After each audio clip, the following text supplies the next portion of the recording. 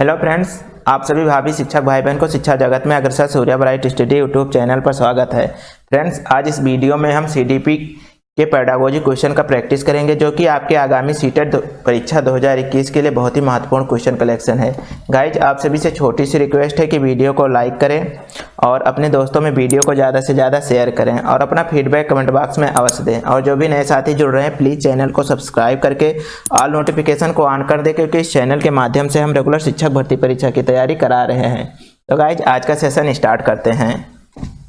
Guide, question है, निम्नलिखित में से कौन सा अधिगम के आकलन को उजागर करता है? फर्स्ट ऑप्शन है, शिक्षक मानक उत्तरों से विद्यार्थियों के उत्तरों की तुलना करके उनका आकलन करता है। सेकंड ऑप्शन है, शिक्षक विद्यार्थियों की चिंतन प्रक्रियाओं पर ध्यान देने के अलावा उनकी अवधारणात्मक समझ का भी आकलन करता है। थर्ड ऑप्शन है, शिक्षक पाठ्य पुस्तकों में दी गई जानकारी के आधार पर विद्यार्थियों का आकलन करता है। तो ये केवल पाठ्य पुस्तकों के द्वारा दी गई जानकारी के आधार पर आकलन करना, ये इनकरेक्ट ऑप्शन है गाइज, ऐसा नहीं करना चाहिए। और फोर्थ ऑप्शन है, शिक्षक किसी विद्यार्थी के निष्पादन का आकलन दूसरों के निष्पादन की तुलना में। गाइज, ये कहाँ पर संभव है? जैसे मान लीजिए एक बच्चा ए है और एक बच्चा बी है। अब हम बच्चे बी से अगर तुलना करेंगे तो ए की तुलना हम किस प्रकार से कर सकेंगे कि बच्चा ए कितना जानता है? तो ये तो संभव ही नहीं है, डी ऑप्शन भी इनकरेक्ट हो जाएगा। अब हमारे पास दो ऑप्शन बच रहे हैं, शिक्षक मानक उत्तरों से विद्यार्थियों के उत्तरों की तुलना। मानक उत्तर ये भी नहीं होगा गाइज, यहाँ पर हमारा करेक्ट ऑप्शन नंबर सेकंड हो जाएगा। शिक्षक विद्यार्थी की चिंतन प्रक्रिया पर ध्यान देने के अलावा उनकी अवधारणात्मक समझ का भी आकलन करना चाहिए, आकलन करता है। तो यहाँ पर करेक्ट ऑप्शन क्या होगा? Option number second correct option हो जाएगा। ओके गाइज, नेक्स्ट क्वेश्चन है गाइज, बाल केंद्रित शिक्षा शास्त्र का अर्थ है। फर्स्ट ऑप्शन, बच्चों के अनुभवों और उनकी आवाज़ को प्रमुखता देना, बिल्कुल सही बात है। सेकंड ऑप्शन, निर्धारित सूचना का अनुसरण करने में बच्चों को समझ बनाना। थर्ड ऑप्शन, शिक्षक द्वारा बच्चों को आदेश देना कि क्या किया जाना चाहिए। आदेश देना, गाइज यहाँ पर आदेश देने की बात एनसीएफ कभी नहीं कहता है, तो सी ऑप्शन तो बिल्कुल नहीं होगा, ये नेगेटिव आंसर है। उसके बाद में डी ऑप्शन क्या कह रहा है? कक्षा में सारी बातें सीखने के लिए शिक्षक का आगे आगे होना। अगर शिक्षक आगे आगे रहेगा तो फिर गाइज ये एनसीएफ के अनुसार कहाँ पर संभव है? क्योंकि हमें बच्चे को आगे रखना है, शिक्षक एक मार्गदर्शक के रूप में कार्य करेगा, तो डी ऑप्शन भी नहीं होगा। तो यहाँ पर करेक्ट ऑप्शन हमारा क्या होगा? बाल केंद्रित, बच्चों के अनुभव और उनकी आवाज़ को प्रमुखता देना। बच्चों के अनुभव को प्रमुखता दिया जाता है बाल केंद्रित शिक्षा शास्त्र के अंतर्गत। तो यहाँ पर करेक्ट ऑप्शन हमारा ऑप्शन नंबर फर्स्ट हो जाएगा। नेक्स्ट क्वेश्चन है गाइज, निम्नलिखित में से कौन सा कथन भाषा और विचार के बारे में पियाजे और वाइगोत्स्की के दृष्टिकोण का सही वर्णन करता है? फर्स्ट ऑप्शन है, पियाजे के अनुसार पहले विचार जन्म लेता है और वाइगोत्स्की के अनुसार भाषा का विचार पर भारी प्रभाव पड़ता है। अर्थात यहाँ पर वाइगोत्स्की के अनुसार भाषा पहले आता है, विचार बाद में। सेकंड ऑप्शन, वाइगोत्स्की के अनुसार पहले विचार जन्म लेता है और पियाजे के अनुसार भाषा का विचार पर भारी प्रभाव पड़ता है, बिल्कुल इनकरेक्ट हो जाएगा ये गाइज। दोनों मानते हैं कि बच्चे की भाषा से विचार जन्म लेता है, दोनों एक ही बात नहीं मानते हैं। और डी ऑप्शन है, दोनों भाषा को बच्चे के विचारों से जन्म लेती हुई मानते हैं, तो ये भी नहीं होगा। यहाँ पर करेक्ट ऑप्शन नंबर फर्स्ट हो जाएगा, ऑप्शन नंबर फर्स्ट, क्योंकि पियाजे के अनुसार पहले विचार, अर्थात भाषा से पहले क्या होता है? विचार होता है, और जबकि वाइगोत्स्की के अनुसार भाषा पहले होता है, विचार बाद में होता है। तो यहाँ पर करेक्ट ऑप्शन नंबर फर्स्ट हो जाएगा। ओके गाइज, वीडियो को शेयर करिए और लाइक करिए। ओके, नेक्स्ट क्वेश्चन है, विद्यालय यात्रा पर जाने के लिए पोती को अपने पिता से बहस करते हुए देखकर दादी कहती है, तुम अच्छी लड़की की तरह आज्ञाकारी क्यों नहीं हो? तुम लड़कों की तरह व्यवहार करोगी तो तुमसे शादी कौन करेगा? ये कथन निम्नलिखित में से किसको प्रतिबिंबित करती है? फर्स्ट ऑप्शन, लड़कियों और लड़कों के स्वभाव के बारे में रूढ़िबद्ध धारणा को। सेकंड ऑप्शन, लिंग समरूपता को। थर्ड ऑप्शन, लड़की के लिंग की गलत पहचान की ओर। और बच्चों के पालन पोषण में परिवार की कठिनाइयाँ। तो यहाँ पर करेक्ट ऑप्शन क्या होगा गाइज? क्योंकि यहाँ पिता और दादी दोनों में लिंग के संबंध में रूढ़िबद्ध धारणाएं देखने को मिलती है, वे लिंग के आधार पर कार्यों को विभाजन करते हैं। तो यहाँ पर क्या कहना है कि यहाँ पर ऑप्शन नंबर हमारा फर्स्ट करेक्ट ऑप्शन होगा, क्योंकि यहाँ पर लड़कों को अधिक प्रभाव दिया जा रहा है लड़कियों की अपेक्षा में। तो करेक्ट ऑप्शन नंबर फर्स्ट हो जाएगा। नेक्स्ट क्वेश्चन है गाइज, आकलन के बारे में निम्नलिखित कथनों में से कौन से कथन सही हैं? फर्स्ट पॉइंट है आकलन से विद्यार्थियों को ये सहायता मिलनी चाहिए कि वे अपनी शक्तियों और रिक्तियों को देख सकें और शिक्षक तदनुसार उन्हें ठीक कर सके। बिल्कुल करेक्ट पॉइंट है गाइज। नेक्स्ट पॉइंट क्या कह रहा है, आकलन तभी सार्थक होता है जब शिक्षार्थियों का तुलनात्मक मूल्यांकन भी हो, अर्थात तभी सार्थक होता है, ऐसा कहना संभव नहीं है। थर्ड पॉइंट है आकलन केवल स्मरण शक्ति का ही नहीं, बोधन और अनुप्रयोग का भी होना चाहिए। बिल्कुल सही पॉइंट है। और डी क्या कह रहा है, आकलन तब उद्देश्यपूर्ण नहीं हो सकता है जब उससे भय और चिंता का संचार ना हो, अर्थात जब तक भय और चिंता होगा तभी आकलन संभव है, ये भी पॉइंट कहना उचित नहीं होगा। तो यहाँ पर हमारा करेक्ट पॉइंट ए और सी हो रहा है, जो कि ऑप्शन नंबर डी में दे रखे हैं। ऑप्शन नंबर डी यहाँ पर करेक्ट ऑप्शन हो जाएगा। ओके गाइज, नेक्स्ट क्वेश्चन है गाइज, शिक्षा के अधिकार अधिनियम 2009 के अनुसार विशेष आवश्यकता वाले बच्चों को पढ़ना चाहिए, खासतौर पर उन्हीं के लिए बनाए गए विशेष विद्यालयों में। सेकंड पॉइंट है घर पर माता पिता और देखभाल करने वाले के साथ जो उन्हें आवश्यक सहायता उपलब्ध कराएं। थर्ड पॉइंट है समावेशी शिक्षा व्यवस्था में इस प्रावधान के साथ कि उनकी व्यक्तिगत आवश्यकताओं की पूर्ति की जा सके। बिल्कुल यहाँ पर correct option option number C हो जाएगा, क्योंकि शिक्षा का अधिकार अधिनियम 2009 के अनुसार विशेष आवश्यकता वाले बच्चों को समावेशी शिक्षा की व्यवस्था प्रदान की जानी चाहिए। तो correct option option number C हो जाएगा। नेक्स्ट क्वेश्चन है गाइज, जिस कक्षा में विविध पृष्ठभूमि से विद्यार्थी आते हों वहाँ एक प्रभावी शिक्षक क्या काम करेगा, हमें ये बताना है। समूह में वैयक्तिक भिन्नता को बताने के लिए उनकी सांस्कृतिक जानकारी पर ध्यान देगा। सेकंड पॉइंट है वंचित पृष्ठभूमि के विद्यार्थियों को कठिन परिश्रम करने के लिए ताकि वे अपने साथियों के बराबर पहुंच सकें। थर्ड पॉइंट है सांस्कृतिक जानकारी की अनदेखी करेगा और एक सर्वमान तरीके से अपने सभी विद्यार्थियों के साथ व्यवहार करेगा। तो यहाँ पर सामान्य आर्थिक पृष्ठभूमि के विद्यार्थियों का समूह बनाएगा और उन्हें एक साथ रखेगा। तो यहाँ पर सामान्य आर्थिक पृष्ठभूमि बनाकर उनको यहाँ पर, क्योंकि गाइज ये पॉइंट नहीं होगा, यहाँ पर हम वंचित पृष्ठभूमि के विद्यार्थियों को कठिन परिश्रम करने के लिए, यहाँ पर बी पॉइंट भी नहीं होगा। यहाँ पर हमारे पास दो पॉइंट बन रहे हैं, ए और सी। तो सी में क्या है गाइज, सांस्कृतिक जानकारी के अनदेखा करना, अनदेखा करने के कारण सी पॉइंट भी हमारा कट रहा है, इनकरेक्ट ऑप्शन हो जा रहा है। यहाँ पर करेक्ट ऑप्शन ऑप्शन नंबर ये हो जाएगा, समूह में वैयक्तिक भिन्नता को बताने के लिए उनकी सांस्कृतिक जानकारी पर ध्यान देगा, अर्थात समूह अधिगम कराते समय बच्चे के वैयक्तिक भिन्नता को भी ध्यान में रखा जाएगा उनकी सांस्कृतिक बैकग्राउंड के अनुसार। तो यहाँ पर करेक्ट ऑप्शन ऑप्शन नंबर ये हो जाएगा।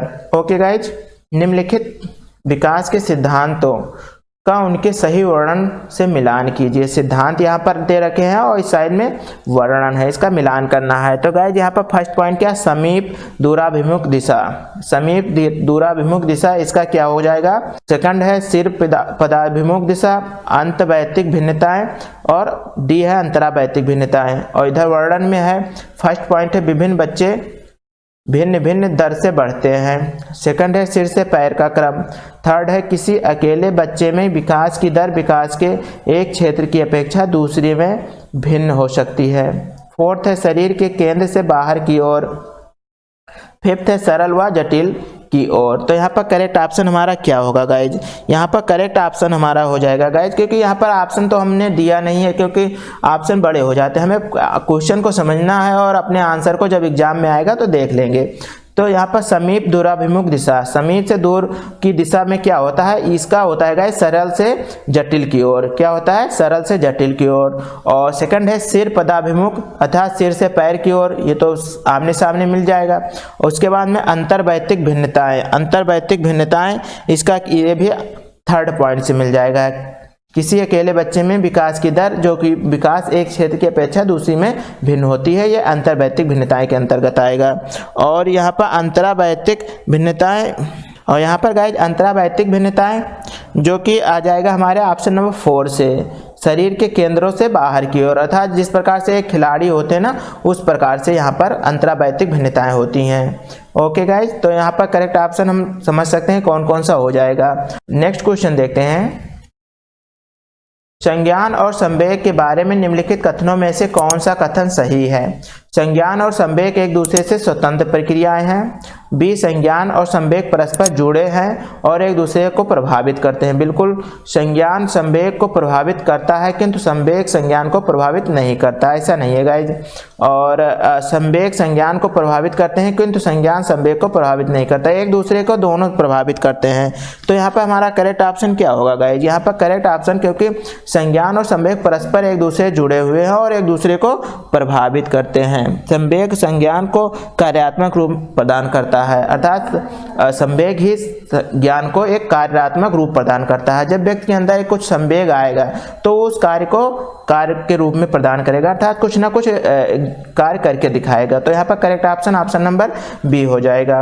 ओके गाइज, नेक्स्ट क्वेश्चन है गाइज, विविध शिक्षार्थियों वाली एक समावेशी कक्षा में सहयोगी अधिगम और समवयस्कों से सीखना। फर्स्ट पॉइंट क्या कह रहा है? सक्रिय रूप में निरुत्साहित किया जाना चाहिए और प्रतियोगिताओं को बढ़ावा देना चाहिए। केवल कभी कभी ही प्रयोग किया जाना चाहिए क्योंकि ये सहपाठियों से तुलना करना चाहिए।